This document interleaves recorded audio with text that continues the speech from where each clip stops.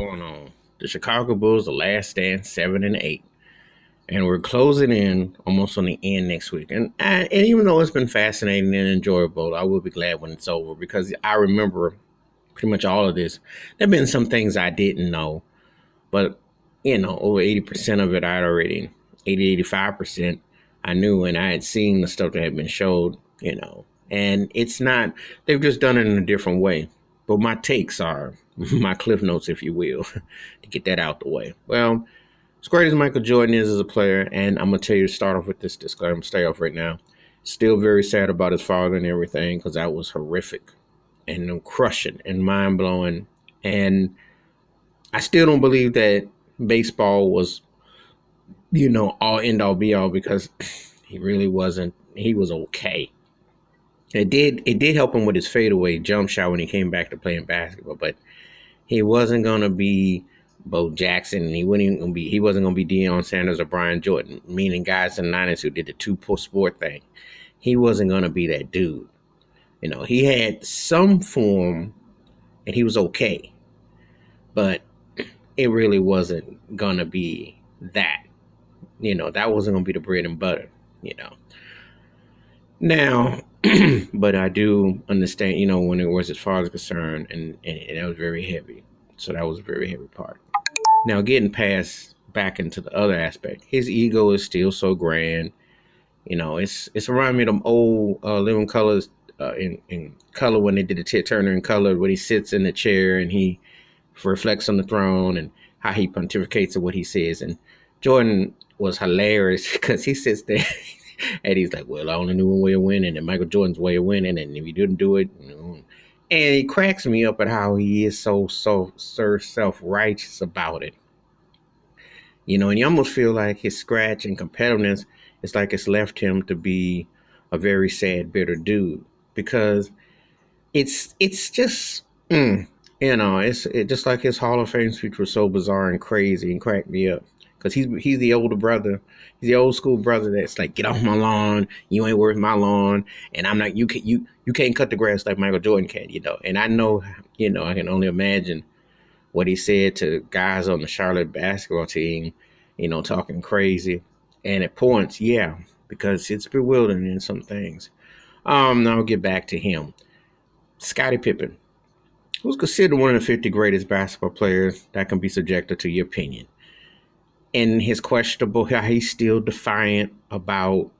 Last week, Jordan was defiant about not supporting Harry Grant against Jesse Helms, about Republicans still shoot, how he was still defiant, and Scottie was still defiant about sitting on his behind and let Tony Cole hit the game-winning shot.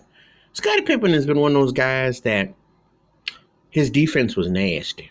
He was versatile, and he could play. But he'd have games where he could go for 40, and the next game he'd go for 4. He wasn't a leader, and it showed the carryover from what happened with not taking the shot carried over in Portland.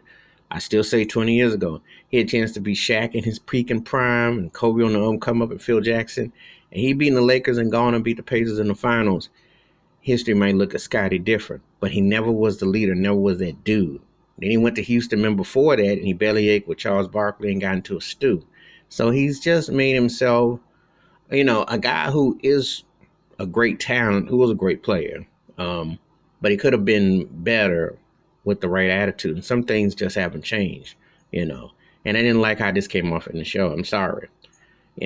For a guy who was so adamant against Tony Kukoc coming on and his contract and all that, he pouts that Kukoc hits the big shot. And that's just like, it's like those kind of zingers that stick with Scottie. Like, while you can defend him on one hand, there's still those moments that you remember on the other.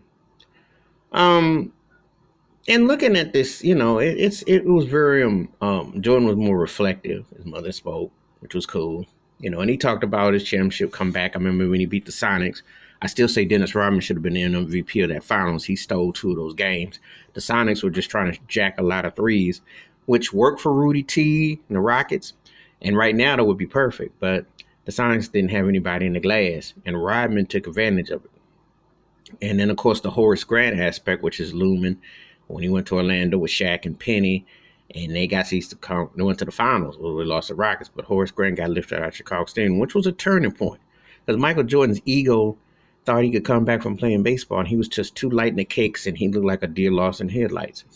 But he looks for those kind of challenges. He likes stuff that kind of gets at him. It's comical, and it's also kind of crazy. But it's much along the same things. I mean, you know how it all plays out, and you know how his ego gets the best of him, and he still talks crazy. You know how he is. Um, it's got something for everyone in there. And you can see some hits that they took that I could see where they would eventually have lost. You know, and I don't know if they would have gone. I know that first run when he first retired, but I don't know if he'd have made it past the 90s as far as winning because they definitely were on the down.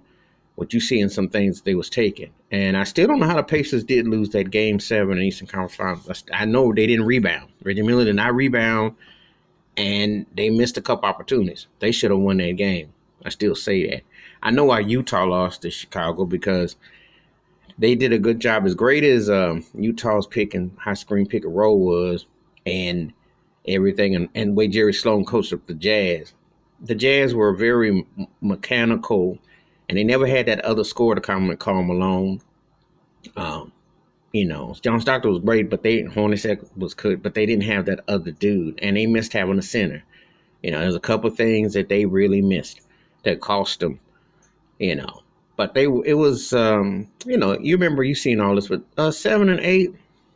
They hit on some points, but Jordan, I tell you, he sits there, and this cracks me up because he makes me think about old Ice Cube lyric about what you love to hate, and you need to go look that up. I'm not gonna say that, but Jordan gives you that vibe because to be like Mike is comical when you see how he really is. All right, hit that like and subscribe, and the bell rings in the video. Wash your hands, keep your mind clear, watch out for one another.